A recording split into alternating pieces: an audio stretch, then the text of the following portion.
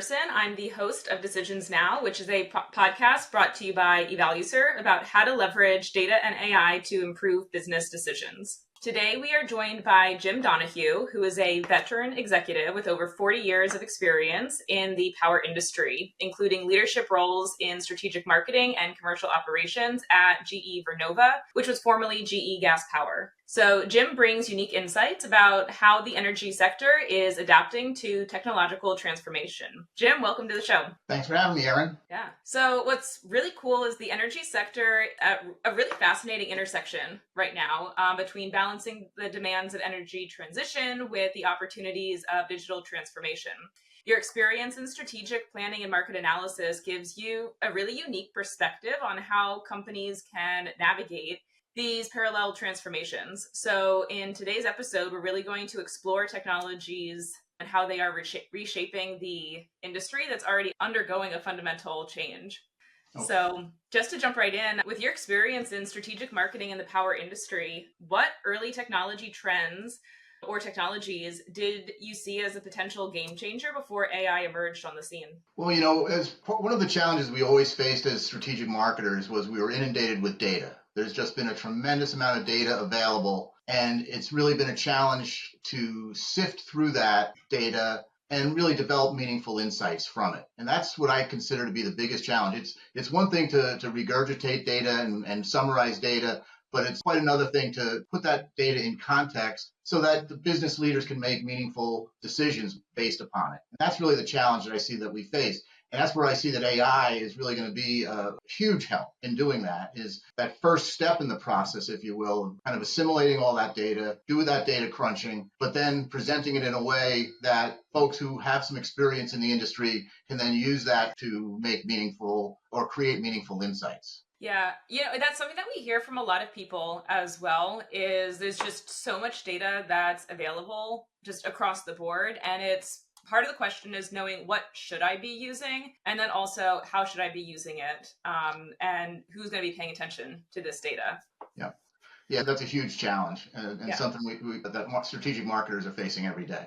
Yeah, absolutely. So you led GE's strategic planning process for many years. What was the approach to the annual planning and market analysis before AI started making an impact? And how did you drive momentum in such a data-intensive industry? We had a great team of marketers. The folks were primarily, for the most part, had engineering backgrounds. So they were kind of data-driven to begin with. But a lot of the heavy lifting was simply pouring through the data that we had, trying to parse it into meaningful insights. I use the example of every year of kind of a key element of our strategic planning process was what's called the World Energy Outlook from the International Energy Agency. Really fascinating read, but I looked at the 2024 version recently, and it's 400 pages. So you can imagine trying to digest that 400-page document, but that's really was a key element in what we did. Not only did it have a 400-page document, it also had a massive spreadsheet that accompanied it. And the combination of those two, we would literally pour through that and gain insights for what was important for our business. You have to understand that the World Energy Outlook covers everything from transportation to electricity generation, all forms of energy use. And we were primarily interested in from an electricity generation standpoint. So we had to kind of parse through all of that data to really look at what were the implications for us as a business, and then how can we make recommendations based upon that. Very labor-intensive, manual process, as you can imagine, and quite frankly, a lot of it depends upon the individuals who are doing the work, and some of their, are they getting tired at the end of the day? Do they have certain biases that may enter into their viewpoints? So that all was a complication that we had to kind of take into account when we're going through this process. No, that's really interesting. And absolutely going through such a document of that size is a huge undertaking. And I think to your point, if I'm just trying to end my day and I have another 20 pages to get through, the insights at the end of it might not be the same quality that I was pulling out at the beginning of the day. Absolutely. So as part of your role, you were the lead author of several key white papers on energy transition. So what tools or approaches did you rely on to assess the shifts towards renewable and sustainable energy sources before AI became widely discussed?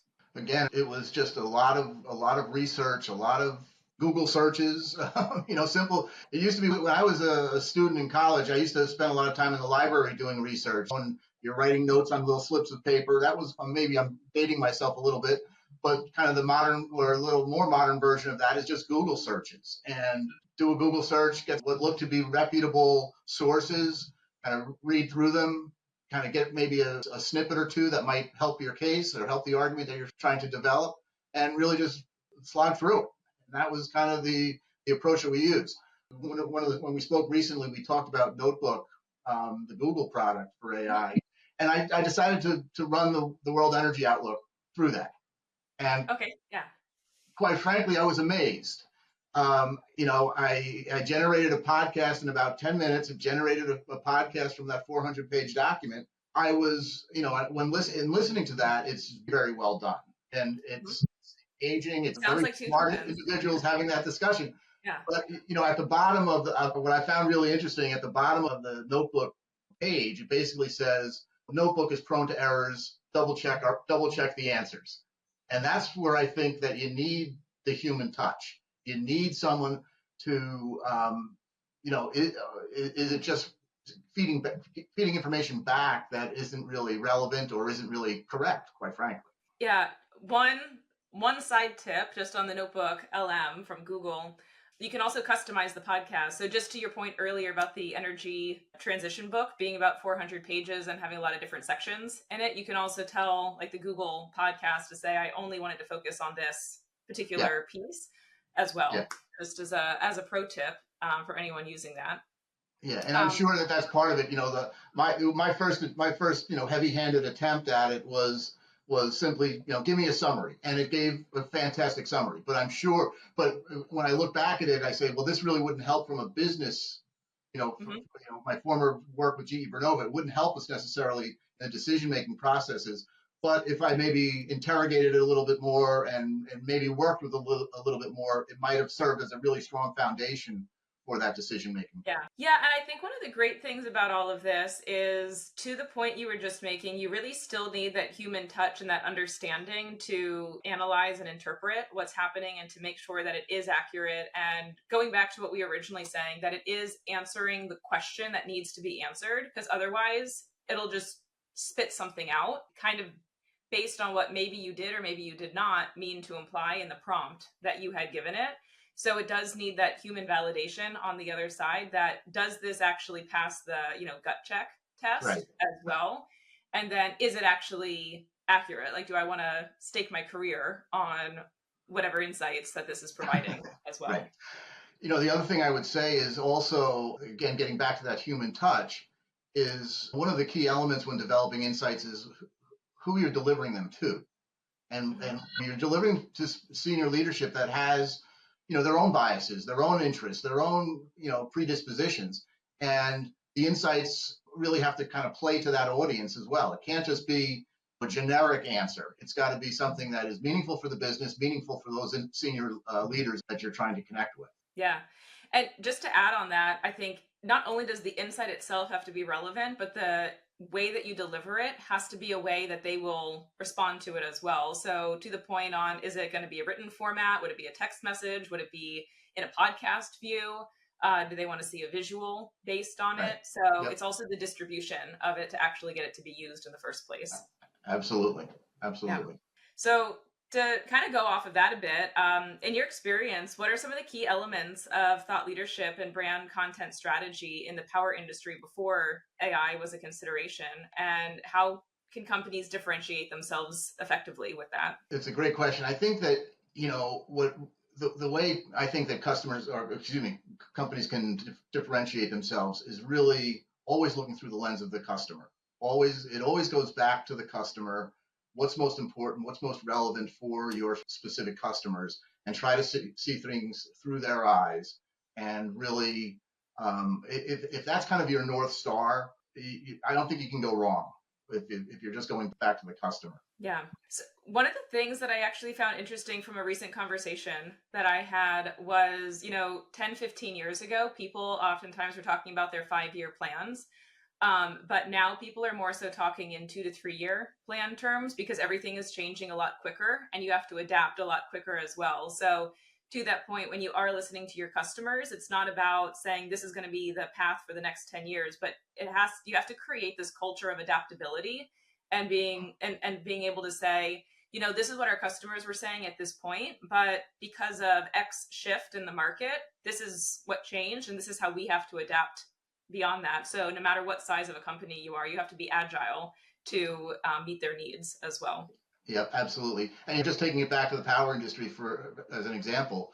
If you went back 4 or 5 years ago, nuclear power was not viewed very favorably. And I think there's been a real shift in recent months with because of the AI needs, some companies wanting to really develop nuclear plants and restart mothballed nuclear plants in order to satisfy their AI electricity needs. And that's just really further evidence of what you just mentioned, that things change. That a customer who 4 or 5 years ago may have looked at their nuclear portfolio as kind of, well, we've got one, but we're not really that thrilled about it.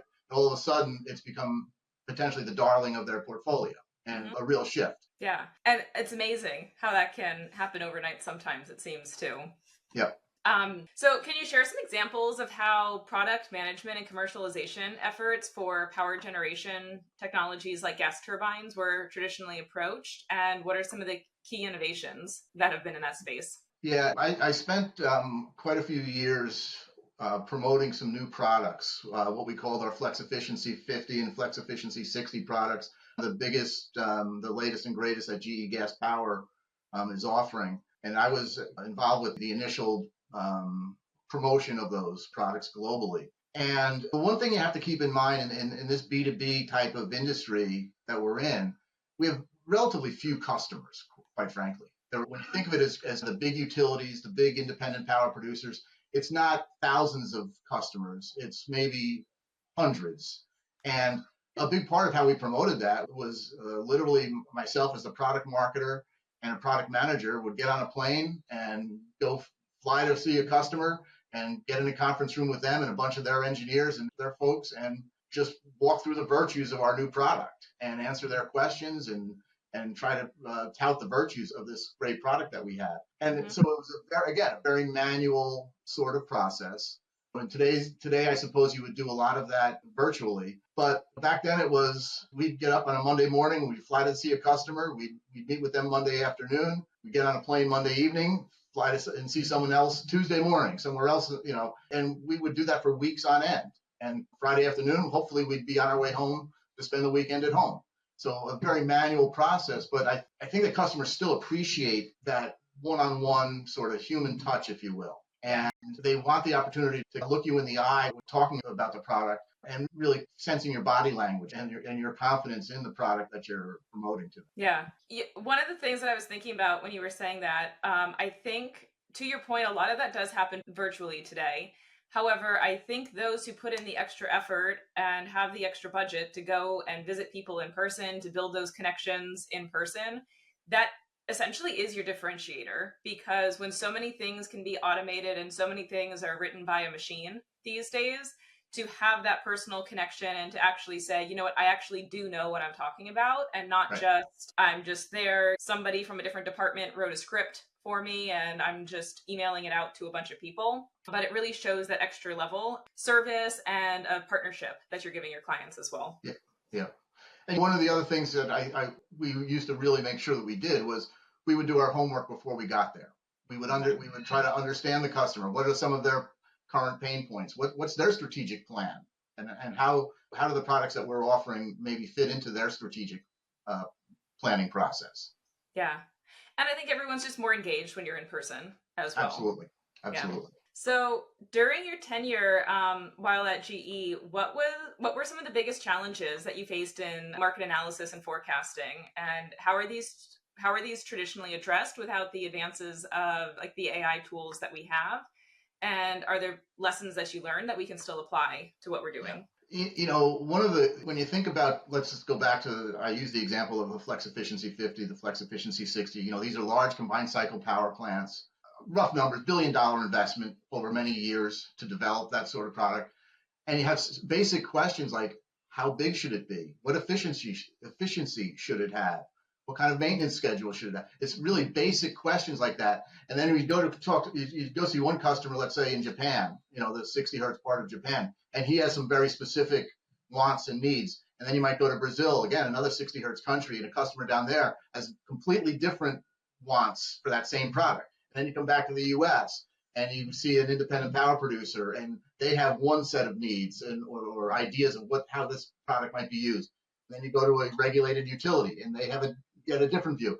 So a big part of what we used to do, again, talking to all these customers, was we would do what we call the voice of the customer, not an uncommon term, but basically assimilating all of that information and trying to develop what we call a product marketing document that we could then hand to the engineering team and hand to the product management team and say, this is what we think the market needs. We got all these different opinions, all these different views. This is what we think is the best product for us to go out and develop. And then, quite frankly, there's a series of trade-offs that have to happen. Technical trade-offs, delivery trade-offs, price trade-offs that have to happen. But that's really the place for the product managers to decide what's the best on balance. If this is what the marketing team is saying that the market needs, this is what we think we can deliver, balancing everything. And that was always a challenge, just really getting those requirements in a cohesive way and in something that could be presented in a cohesive manner so that the product management team, the engineering team, the sourcing team could go off and execute. Yeah, those are great documents to have on hand, and also to put, here's the dream list, but then sometimes to translate those into broader use cases as well amongst all the clients to see what is the common denominator that we can solve across all the clients that you're visiting as well, and what's really going to make the biggest impact versus what's just the new and shiny feature that they might say that they like, but probably wouldn't be that useful in the end. Right. And again, you have to look at, is it going to be useful for a wide range of customers? Absolutely. Is the customer in Japan, the customer in Brazil, the customer in the US, are they all going to see that value?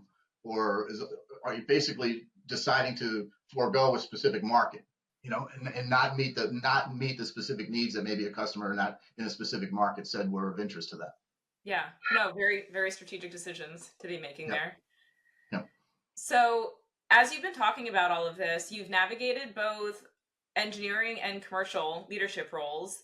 What historical methods or strategies do you believe helped bridge the gap between this product innovation and the market needs in the industry, in the energy industry before newer technologies were available? Boy, again, I just keep going back to the interaction, the communication, basically spelling out what the needs are very clearly, sitting down with those different stakeholders and really talking through what the needs are, what the potential options are, and really coming to a consensus based on what those is. I don't think there's any magic bullet that is going to solve that. I think it comes down to just getting with the stakeholders, understanding their constraints, their needs, and kind of getting that view from across the organization. That's one of the key things in a company like GE was there are so many different stakeholders that all have valid views and valid deliverables and valid metrics. And how do you basically work to satisfy that broader matrix team rather than an individual group of stakeholders? Yeah. And Jim, I have a prediction here on what you're going to say, but my last question for you is, looking to the future, what advice would you offer to today's marketing leaders in the power sector as they are looking at bringing in new technology or AI into their strategy? And are there any foundational principles that they should not overlook during their digital transformation?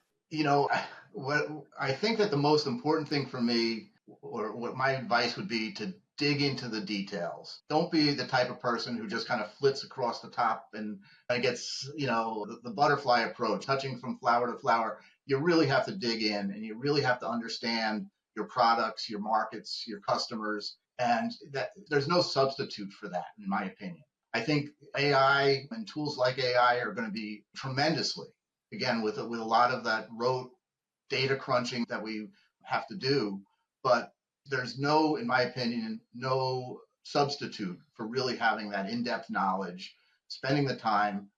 And if one thing I used to love, I used to work with a lot of one communication person in particular. And she would ask me question after question. She had no technical background, but she just wanted to understand the stuff. And I felt that was great. And I would spend all the time that she wanted, just because she, even though she was in a communications role and it was, she wanted the details. She wanted to understand the product so that she could promote it better. Yeah. That's great. I think sometimes when people are curious and they show their curiosity, especially if they're in a different department, they don't have the same background that you do, they can also frame a question unintentionally perhaps, but in a way that will make you think differently about the problem. Right. And it can also give you a new aha moment or a new way of thinking about things. As you're explaining it, you're trying to create a metaphor to explain it to somebody who doesn't have that technical background. It can also be very helpful even to somebody who's the expert in the space as well.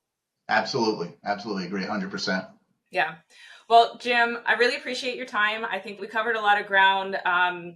To me, I think it really comes down to, despite AI and technology, still the best way to stand out is to, as you said, go into the details, do your background research, make sure that you still have that key understanding of what's happening in the market, and don't underestimate the power of doing things in person as well. Absolutely. Yep. I agree 100%. Great. Well, thanks so much, Jim. Appreciate you joining us today.